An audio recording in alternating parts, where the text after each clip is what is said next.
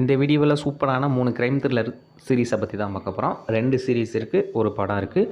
3மே தமிழ் டப்பில் தான் இருக்குது. நீங்கள் தாராளமாக ட்ரை பண்ணி பார்க்கலாம். இப்போ ஃபஸ்ட்டு சீரிஸ் என்ன அப்படின்னா டெல்லி கிரைம். இது சீசன் 1 தான். இது 2019 தான் ரிலீஸ் ஆகிருக்கு. ये फोन भी मेरा नहीं है। हमारे पास तुझे अरेस्ट करने के लिए सारे सबूत हैं। ये बस कॉल रिकॉर्ड सब कुछ है। இது எத்தனை எபிசோடு இருக்குது அப்படின்னு பார்த்தோம்னா 7 எபிசோடு இருக்குது. இது எந்த ஓடிடியில் இருக்குது அப்படின்னு பார்த்தோம்னா நெட்ஃப்ளிக்ஸில் தமிழ் டப்பில் அவைலபிளாக இருக்குது. நீங்கள் தாராளமாக ட்ரை பண்ணி பாருங்கள். இதுக்கு IMDb ரேட்டிங் பார்த்தீங்கன்னா 8.5 கொடுத்துருக்காங்க அவுட் ஆஃப் 10க்கு. क्राइम्स कमी नहीं मैडम ये सब सोचने का टाइमिंग का இந்த சீரிஸோட ஸ்டோரி என்ன அப்படின்னு பார்த்தோம்னா சீரிஸோட ஆரம்பத்திலே டெல்லியில் வந்து ஒரு மிகப்பெரிய கிரைம் ஒன்று நடந்துடுது. அது என்னென்னா ஓடுற பஸ்ஸில் ஒரு பொண்ணையும் ஒரு பையனையும் அடித்த ஒட்டு துணி இல்லாமல் தூக்கி வீசிட்டு போயிடுறாங்க. ப்ளஸ் அந்த பொண்ணை வந்து ரேப் பண்ணியிருப்பாங்க. இது வந்து டெல்லி ஃபுல்லாகவே ஒரு பயங்கரமான அதிர்வலைகளை ஏற்படுத்து. சீரிஸோட ஹீரோயின் வந்துட்டு ஒரு போலீஸ் ஆஃபீஸர். அவங்க வந்து இன்வெஸ்டிகேஷன் பண்ணுறதுக்காக உள்ளே வர்றாங்க. குற்றவாளிகளை பிடிச்சாங்களா இல்லையா அப்படிங்கிற மாதிரி தான் சீரிஸ் மூவ் ஆகும். உண்மையிலே சீரிஸ் வந்துட்டு ஒவ்வொரு எபிசோடும் வெறித்தனமாக போயிட்டுருக்கு. வேறு லெவலாக இருக்குது. நீங்கள் கண்டிப்பாக இந்த மஸ்ட் வாட்ச் சீரிஸ் அப்படின்னு சொல்லுவோம்ல, அது கண்டிப்பாக இதை தான் சேரும். நீங்கள் கண்டிப்பாக இந்த டெல்லி கிரைம் சீசன் 1 அப்படிங்கிற ஒரு சீரிஸை கண்டிப்பாக பார்த்துருங்க. உண்மையிலே நல்லா தான் இருக்குது. நீங்கள் தாராளமாக ட்ரை பண்ணி பாருங்கள். ரெண்டாவது டெல்லி கிரைம் சீசன் 2. இது 2019 ரிலீஸ் ஆயிருக்கு. இது 5 எபிசோடு தான் இருக்குது. हमने कुछ भी नहीं किया, पूरे परिवार को उठा के लाए। मैम केवल तुम सो रही थी क्या Rashmi? Take her out now. जी मैडम प्लीज। இது எந்த ஓடிடியில் இருக்குன்னா நெட்ஃப்ளிக்ஸில் தமிழ் டப்பில் அவைலபிளாக இருக்குது. இதுக்கு IMDb ரேட்டிங் வந்துட்டு 8.5 கொடுத்துருக்காங்க அவுட் ஆஃப் 10க்கு. இந்த சீரிஸோட ஆரம்பத்திலே வயசானவங்களாகவும் இருக்கணும், பணக்காரங்களாகவும் இருப்பாங்க. அவங்கள தேடி தேடி ஒரு கும்பல் வந்துட்டு கொலை பண்ணிகிட்டு இருக்காங்க. இந்த கொலைகள் தொடர்ந்து நிற்காமல் நடந்துகிட்டு இருக்கு. இதுக்கப்புறம் நம்ம சீரிஸோட ஹீரோயின் வந்துட்டு போலீஸ் ஆஃபீஸர் தானே, அவங்க உள்ளே வர்றாங்க.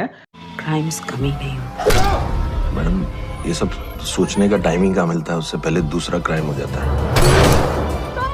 அவங்க விசாரிக்க ஆரம்பிக்கிறாங்க. அதுக்கப்புறம் யார் இவங்களெல்லாம் கொலை பண்ணுறது அப்படின்னு சொல்லிட்டு கிளைமேக்ஸில் கண்டுபிடிச்சாங்களா இல்லையா, அவங்களுக்கு தண்டனை வாங்கி கொடுத்தாங்களா இல்லையா அப்படிங்கிற மாதிரி தான் சீரிஸ் மூவ் ஆகும்.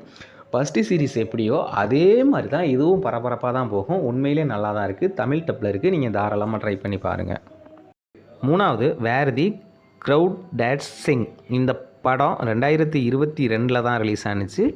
இதுக்கு IMDb ரேட்டிங் வந்துட்டு 7.2 கொடுத்துருக்காங்க அவுட் ஆஃப் 10க்கு. இது எந்த ஓடிடியில் இருக்குது அப்படின்னு பார்த்தோம்னா நெட்ஃப்ளிக்ஸில் தமிழ் டப்பில் அவைலபிளாக இருக்குது. நீங்கள் தாராளமாக ட்ரை பண்ணி பார்த்துக்குங்க.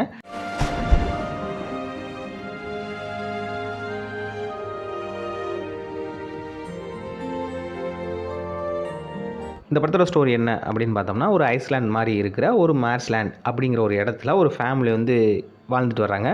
அதாவது சுற்றிலும் தண்ணி தான் இருக்குது, பெரிய பெரிய காடு இருக்கும். இவங்க வீட்டில் இருந்துட்டு நம்ம கடைகளுக்கு சிட்டிக்கு போகணும் அப்படின்னா ஒரு போட்டில் தான் போயிட்டு வரணும். அந்த மாதிரி இடத்துல தான் வாழ்ந்துட்டுருக்காங்க.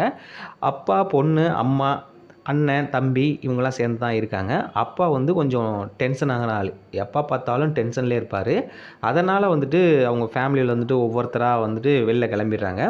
ஆனால் என்ன தான் அப்பா வந்து டென்ஷன் ஆகி அடித்தாலும் நான் வந்து இந்த இடத்த விட்டு போக மாட்டேன் அப்படின்னு சொல்லிட்டு அப்பா கூட ஒரு பொண்ணு மட்டும், ஒரு சின்ன பொண்ணு, ஒரு 9-10 வயசு இருக்கிற ஒரு பொண்ணு மட்டும் அந்த இடத்துல இருக்குது. அப்புறம் காலப்போக்கில் வந்துட்டு அப்பாவும் இறந்து போயிடுறாப்புல. ஆனாலும் அந்த பொண்ணு அந்த இடத்த விட்டு வெளியில் போகலை.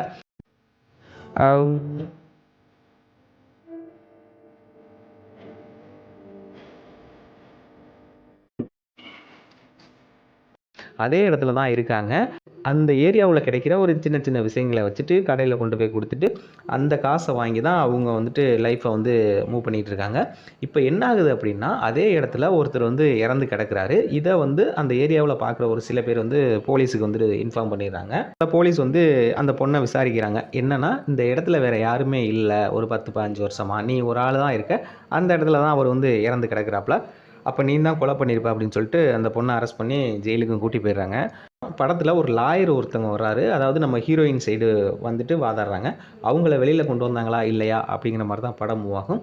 படம் உண்மையிலேயே விஷுவல்ஸ்லாம் பயங்கரமாக இருக்கும். நல்லா தான் இருக்குது. நீங்கள் தாராளமாக ட்ரை பண்ணி பாருங்கள். இன்னொரு விஷயம் என்னென்னா படம் கொஞ்சம் ஸ்லோவாக போகிற மாதிரி தான் இருக்கும். ஆனால் கிளைமேக்ஸ்லாம் வந்துட்டு வேறு லெவலாக இருக்கும். நம்ம எதிர்பார்க்காத மாதிரி நல்லா கொண்டு போய் முடிச்சிருப்பாங்க. நல்லா தான் இருக்குது. எல்லாருக்கும் ஒரு நல்ல படம் பார்த்த திருப்தி கண்டிப்பாக இருக்குது. நீங்கள் தாராளமாக ட்ரை பண்ணி பாருங்கள்.